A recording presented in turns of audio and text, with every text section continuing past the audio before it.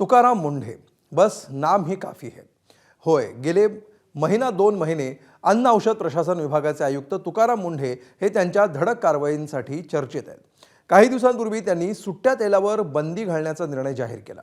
मात्र हा निर्णय त्यांना मागे घ्यावा लागू शकतो, कारण गोरगरीब ग्राहक आणि प्रामाणिक व्यापाऱ्यांच्या तक्रारींची मुख्यमंत्री फडणवीसांनी दखल घेतली आहे।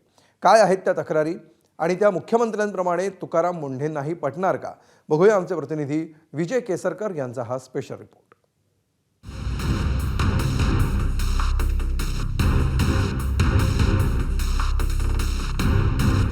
मोहरी तेल जे आहे ते अनधिकृत मिश्रण करतात।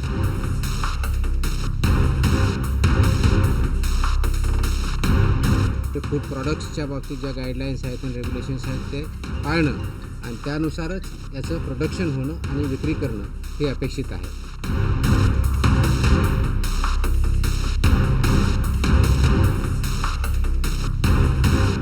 तपासण्या केल्या, इन्स्पेक्शन केले आणि त्याच्यामध्ये आम्हाला काही मेजर लॅकुना आढळले आणि त्याच्यामुळे या क्षेत्रामध्ये आणखी जास्त काम करण्याची गरज आहे।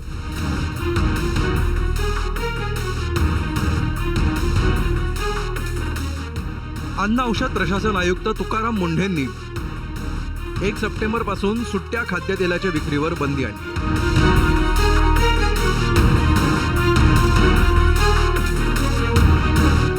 या निर्णयाची अंमलबजावणी अजून सुरू झालेली नाही।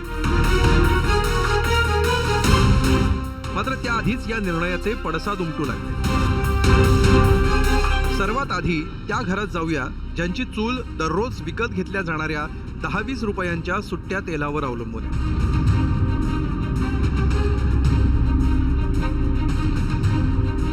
जर पिशवी किंवा बाटलीबंद तेल विकत घ्यायचं झालं तर जवळपास 150 ते 200 रुपये मोजावे लागतात। मात्र तेवढी कमाईच नसेल तर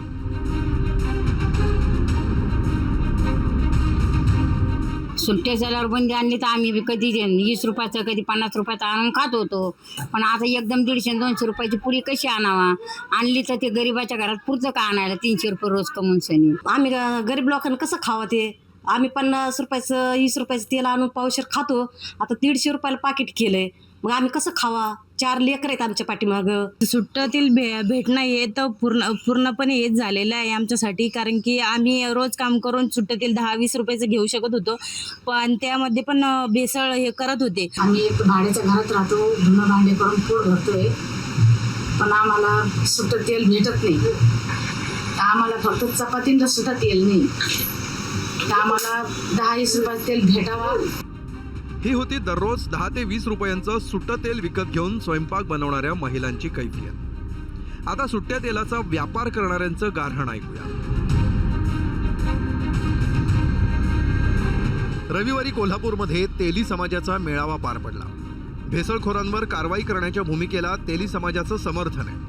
मात्र जे शुद्ध तेलाचा व्यापार करतात त्यांच्या धंद्यावरची कुऱ्हाड कशाला, असा प्रश्न कोल्हापुरातल्या तेल व्यापाऱ्यांनी विचारलाय।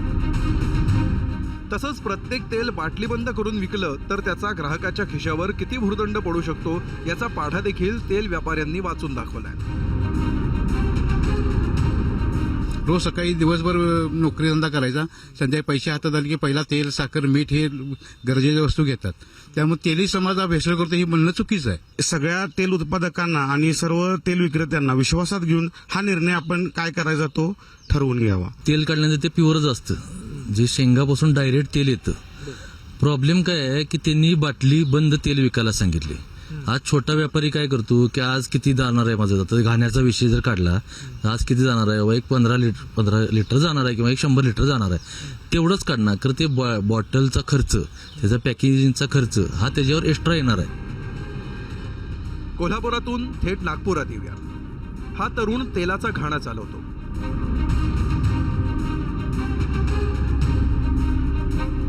तुकाराम मुंढेंच्या नवीन नियमावलीमुळे तेलाचा घाणा चालवताना त्याला कोणत्या अडचणींचा सामना करावा लागू शकतो हे त्याच्याकडूनच जाणून घेऊया।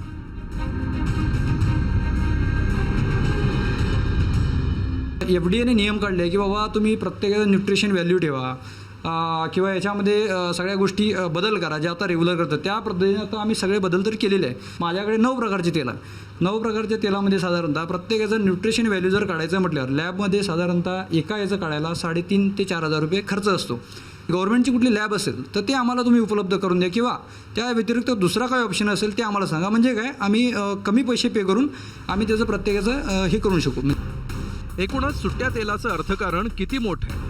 नव्या नियमावलीमुळे सुट्ट्या तेलाच्या अर्थकारणावर काय परिणाम होऊ शकतात आणि त्याचा सर्वाधिक फटका कोणाला बसू शकतो, या प्रश्नांची उत्तरं जाणून घेण्यासाठी आम्ही या विषयातील तज्ज्ञांना गाठलं.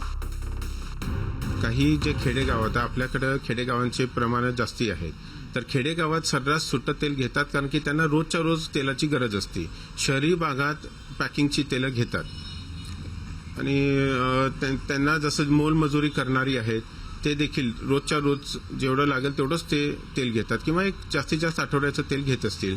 दुसरं म्हणजे हॉटेल उद्योग. हॉटेलमध्ये सर्वसाधारण तेलाची जास्ती गरज असते कारण की आपल्याकडे तळलेले पदार्थ देखील जास्ती होतात. अन्न आणि औषध प्रशासन विभागाच्या धडक कारवाईचं कौतुक करताना मुख्यमंत्र्यांनी गरीब ग्राहक आणि प्रामाणिक व्यापारी यांच्यावर अन्याय होऊ देणार नसल्याचं स्पष्ट केलंय. FDA माध्यमातून वेगवेगळी कारवाई चालली आहे, ती योग्य आहे. कारवाई अशा पद्धतीनं होत राहिली पाहिजे.